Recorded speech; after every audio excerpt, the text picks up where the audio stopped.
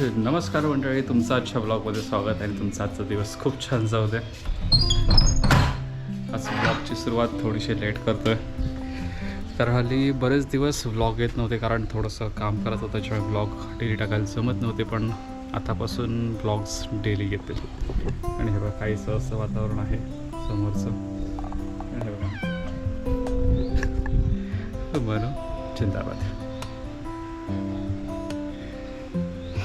आणि हे बघा छानपैकी फुलांना बहर येतं.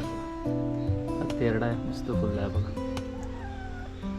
सीताफळ पण फुलली आणि सगळी झाडं तर छान फुलत लागली. एवढा उन्हाचा ताप असून सुद्धा छान फुलतं. खाली बरेच दिवसाची अपडेट नाही टाकलेली, सो हे बघा असं काहीसं आहे सध्या इथलं वातावरण. आणि मेन म्हणजे जास्वंदी पण आता व्यवस्थित ऊन लागते तसं फुलत आहेत. आणि हे बघा सोनचाफासुद्धा बऱ्यापैकी आता फुलायला लागला आहे बघा. खूप फुलं आहे सोनचाफा. चला जेवण बनवायचं आहे. आज बनवायची आहे काजूची आणि बटाट्याची भाजी. सो चला बनवूया. ओले काजू, सुके नाही, ओले काजू होते जराशे, त्याची भाजी बनवायची. आता बाहेरचं कडाक्याचं ऊन आहे. बनवूया काजूची भाजी. हिला सकाळी चहा नाश्ता वगैरे दिलेला आणि टी व्ही चालू करून दिला आहे, सो हे आता टी व्हीत मग्न झाले. चला, हे थोडेसे ओले काजू आहे, पाणी गरम करत ठेवलं आहे आणि आता करायचं आहे आपल्याला काजूची भाजी.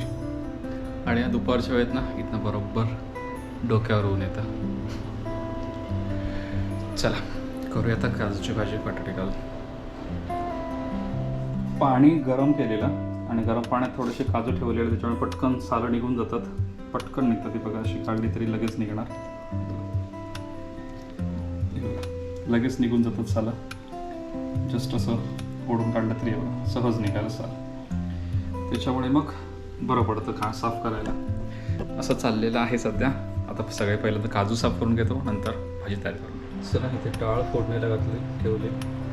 आता बटाट्याची भाजी शिजते थोड्या वेळाने. अर्धा म्हणजे पाऊण बटाटा शिजून झाला की त्याच्यात काजू घालून घेणार. काजू ओवर शिजते, काजू मिळणार नाही. त्याच्यामुळे 80% बटाटा शिजून झाला की त्याच्यानंतर आतमध्ये काजू घालणार.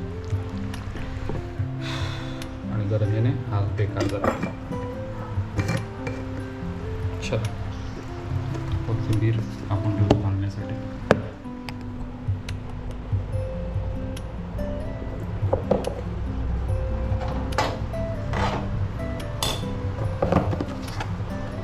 चला ग्रेव्ही तयार झाली. 80% बटाटा पण शिजला. म्हटलं आता काजू घालून घेऊया. मस्त तयार झालं. वाजता चांगलं होतं. चला झालं की कसं सांगतो. बोला. चला जेवण झालं आहे मस्तपैकी.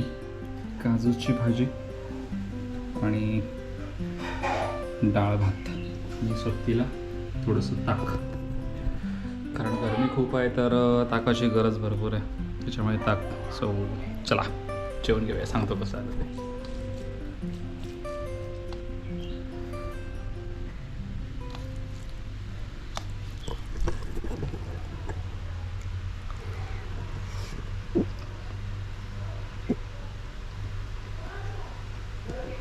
थोडंसं स्पायसी कमी झाला, तिखट थोडंसं कमी झालं, नाहीतर बरोबर आहे. चला जेवून घेतो, भेटूया संध्याकाळी बाहेर.